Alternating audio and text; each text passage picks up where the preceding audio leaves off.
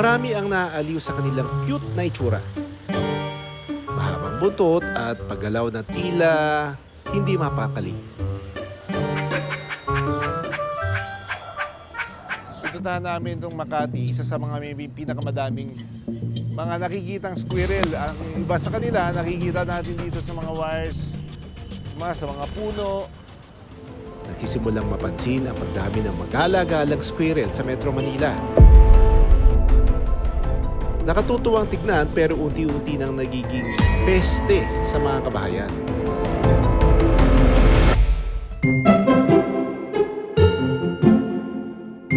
So finally, narating namin itong barangay Sumili. Very unique tong barangay na ito dahil in-embrace nila yung mga monkeys dito. Mukhang sanay siya sa mga tourist na binuksan yung palad ko.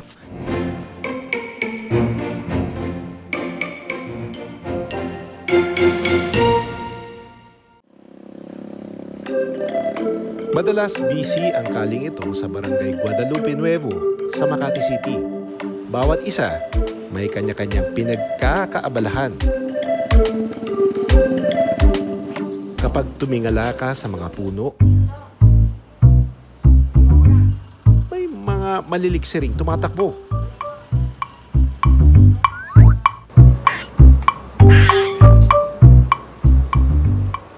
Patalon-talon sa mga sanga. Ito ang mga squirrel.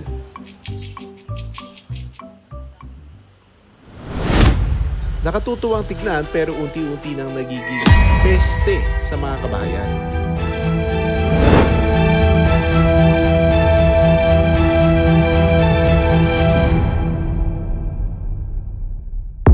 Nagsisimulang mapansin ang pagdami ng magala-galang squirrel sa Metro Manila. Marami ang naaaliw sa kanilang cute na itsura. Tuwing umaga o kaya'y papalubog ang araw, Pandalas silang tumatambay dyan, mga nginain, mga prutas. Minsan mangga doon sa kabilang street. Pag lumalabas po siya, may kasama po. Minsan po dalawa sila, tatlo. ito ang tinatawag na Finlayson squirrel. In search of food, kaya sila madalas lumabas. Kasi lalo na dito, pag sa urban ecosystem, siguro very limited yung pagkain. So they spend a lot more time to look for food. Pinakamadaming mga nakikitang squirrel. Ang iba sa kanila, nakikita natin dito sa mga wires, sa mga puno. Nagtatago sila dito. Hindi pa man kami nagtatagal, lumabas na sa kanilang pugad ang dalawang kulay itim na squirrel. Ang puting buntot nito, tila kumakaway-kaway pa.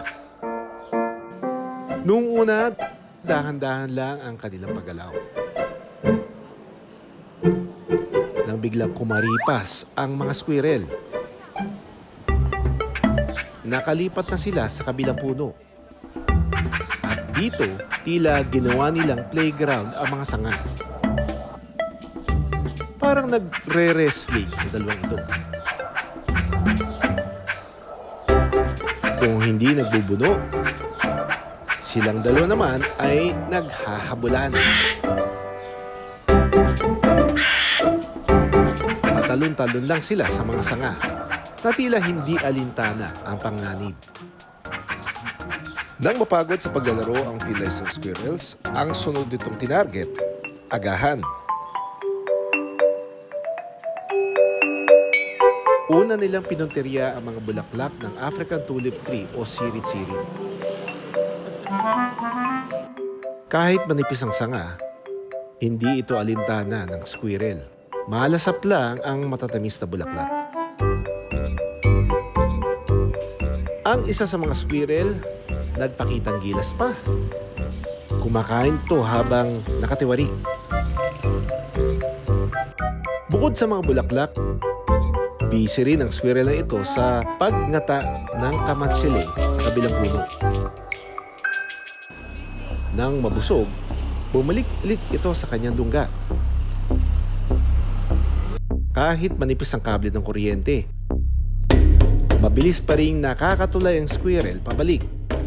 Compared sa ating native squirrel, diurnal siya. So ibig sabihin, sa umaga siya active. Hindi native sa Pilipinas sa mga Finlayson squirrel. Native siya Southeast Asia, Myanmar, Cambodia, Thailand, Laos, yun yung mga areas kung saan siya native. Nadala siya dahil sa pet trade, so dahil di ba cute siya, maganda tingnan, and gusto nila siguro yung mga nag-aalaga or nagka-interest na mag-alaga nung pet na yon, eventually nakawala siya probably sa kanilang enclosure, so naka-establish yung squirrel ng kanyang population dito sa area, kaya sila dumadami. Itinuturing ito na invasive species at may negatibo manong epekto sa mga hayop na natural nang naninirahan sa bansa. Pag nag-introduce ka ng isang exotic species, so wala siyang natural predator. So wala siyang natural control. Magko-compete siya sa wildlife. So there's a potential na maging predator din siya that will, again, affect yung mga native natin na mga wildlife.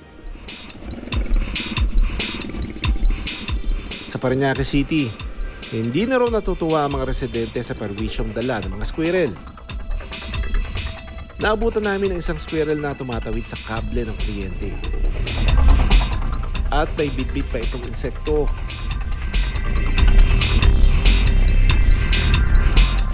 Nang makahanap ng magandang pwesto, unti-unti niyang nilantakad ang baon.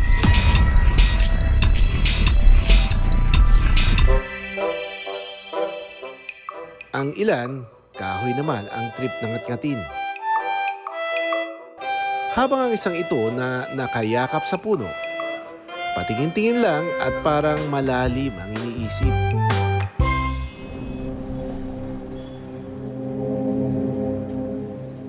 Mukhang inosente man ang mga squirrel na ito, hindi raw naging maganda ang karanasan ng mga residente sa kanila.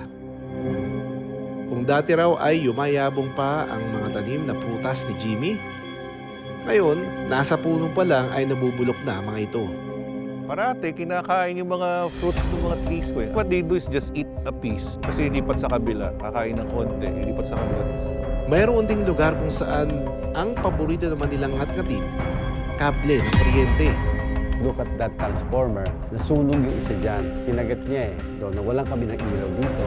Hindi lang yun ang unang pangyayari. Mga 2-3 beses na. And recently, we have CCTVs all over the village. Kinagat lahat yung mga fiber cables.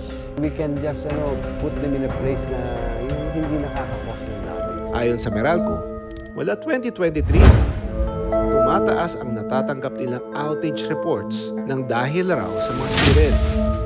Reklamo ito mula sa National Capital Region o NCR, Bulacan, Pampanga at Calabarzon. Nang dating mga daga ang salarin sa pagngat-ngat sa mga gamit, ngayon, mga squirrel na.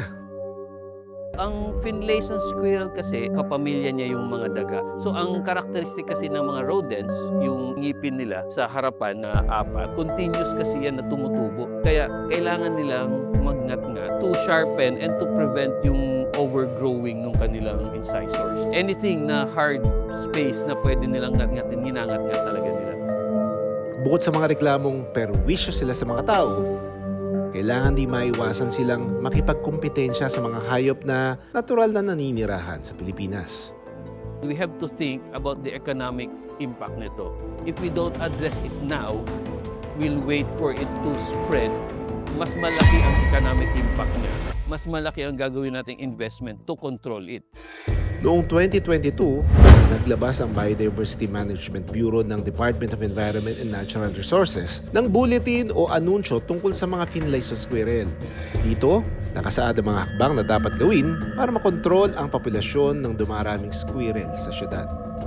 Ang purpose or objective is para sila ay ma-eradicate at matanggal na sila sa ating natural ecosystem dahil unang-una, hindi sila natural na bahagi ng ating ekosistema dito sa Pilipinas. At yun nga, nakita natin na sila ay nakakapinsala. Dapat nating itong i-dispose in a proper way, a humane manner.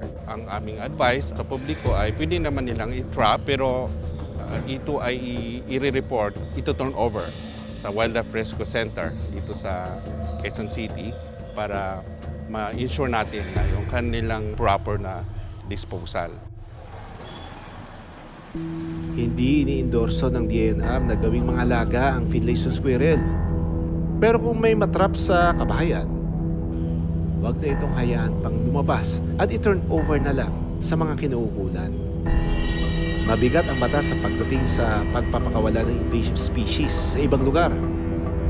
May parusa ito na aabot sa 8 taong pagkakakulong at multa na aabot sa 5 milyong piso.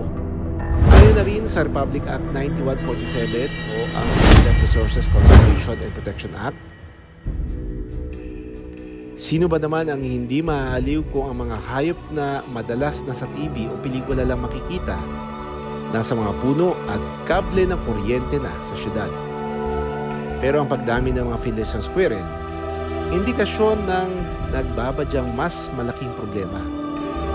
Ang banta sa pag-aagawa ng pagkain at teritoryo sa mga squirrel na talagang atin.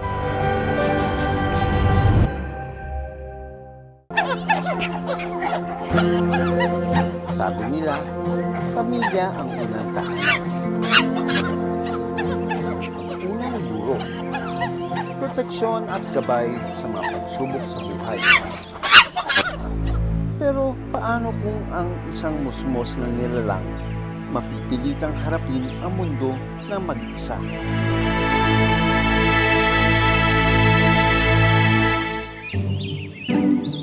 Sa barangay Sumili sa Butuan, naging instant tourist spot ang komunidad na may daan-daang mga unggoy. Sa bawat sulok, kapansin-pansin ang hile-hilerang mag-inang unggoy.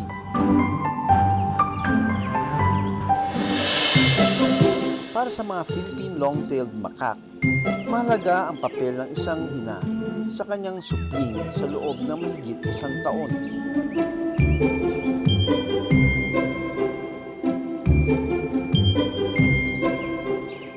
Tinuturuan kung paano maghanap ng pagkain, umiwas sa panganib, at makisalamuha sa ibang grupo. Pero tila may naiiba ang kwento. Dahil may batang unggoy na madalas umanong makitang nag-iisa.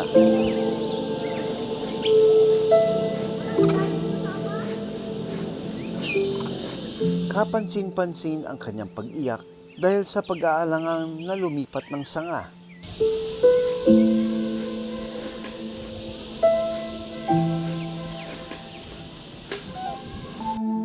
Maya-maya pa, may lumapit na unggoy sa kanya. Ang baby unggoy agad ring lumayo. So finally, narating namin itong barangay Sumili. Very unique tong barangay na ito dahil in-embrace nila yung mga monkeys dito. And merong caretaker dito, si Mang Merlindo. Siya yung nagpapakain ng mga monkeys and siya yung parang caretaker of these wild monkeys. Alam naman natin a group of monkeys is called a troop and they have identified 3 troops of monkeys in this area. Tatay Merlindo sa isang ecotourism area. 2019, daan naman siya, buhi pa siya, caretaker na ko, kaya di naman siya makalitok. Tiguang naman. Sa dami ng binabantayang unggoy ni Tatay Merlindo, may pagkakataon na nakikita niya itong patay na.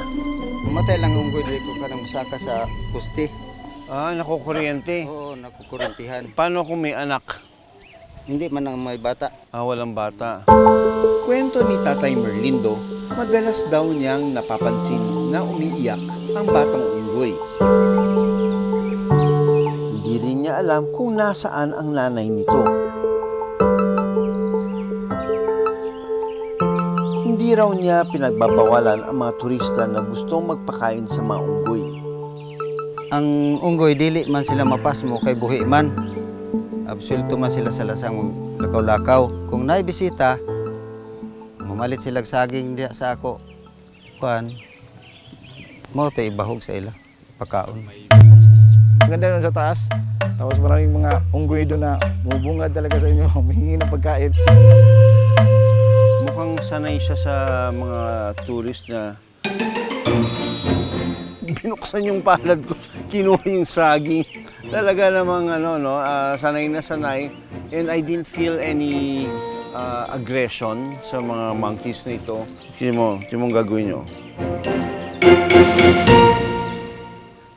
Walang makalapit dito sa alpha na ito pagka siya yung kumukuha. Sa bawat grupo ng unggoy, may isang alpha. Ito ang itinuturing na pinakamay mataas na katayuan sa kanilang grupo. Sa butuan, ramdam ang malasakit ng mga unggoy sa isa't isa. Sa kanilang paggala, bitbit nito ang anak habang nanginginain ng saging. Pero tila maling gawi ang sunod nitong ipinakita. Dahil sa halip na sa puno, pumitas ng prutas, ang ina sanay tumanggap ng pagkain sa mga turista.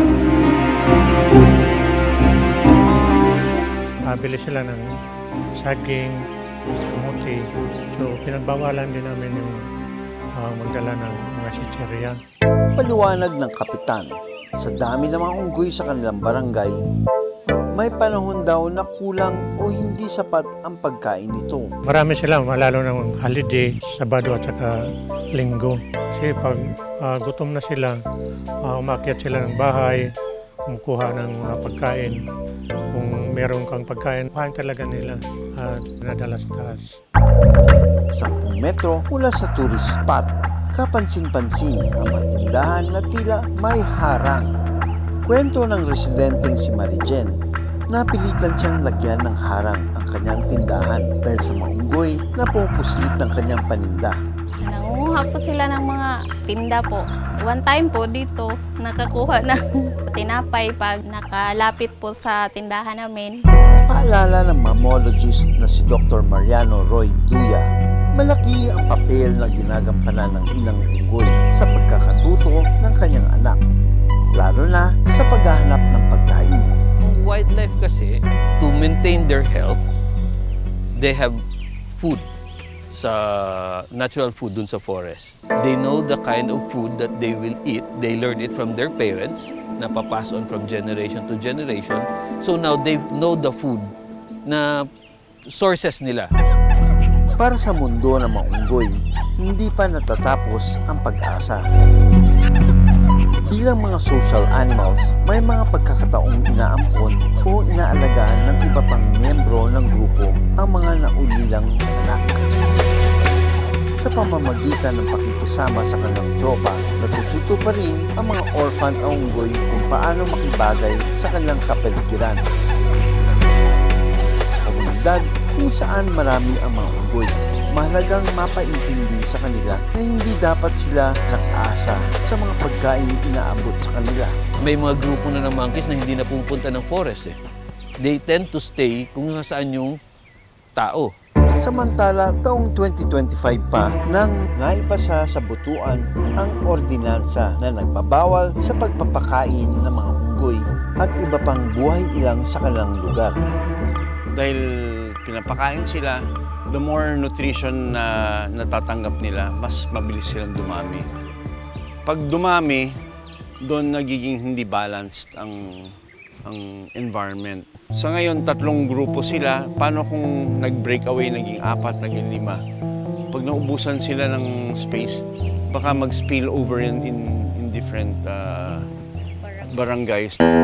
Nagsasagawa ng management plan ang LGU ng Butuan para sa isang communal garden, ang Makak Food Sanctuary na nagsisilbing alternatibong pinagkukunan ng pagkain ng mga unggoy sa loob ng kanilang natural na tirahan.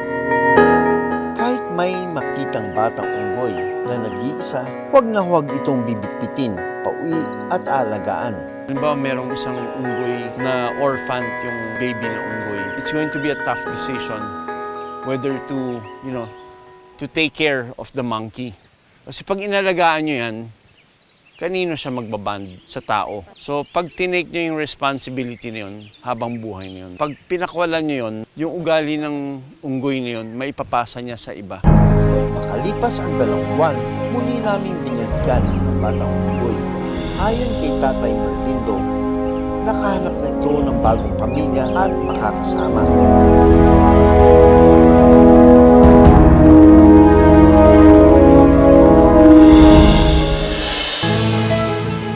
man tayo magpunta, may unggoy na pag-alagala.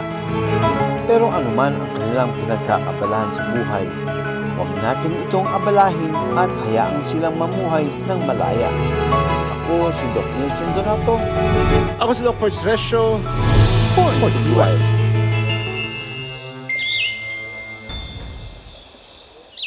Maraming salamat sa panonood ng Born to be Wild. Para sa iba pang kwento tungkol sa ating kalikasan, mag-subscribe na sa GMA Public Affairs YouTube channel. Maraming salamat sa panonood ng Born to be Wild. Para sa iba pang kwento tungkol sa ating kalikasan, mag-subscribe na sa GMA Public Affairs YouTube channel.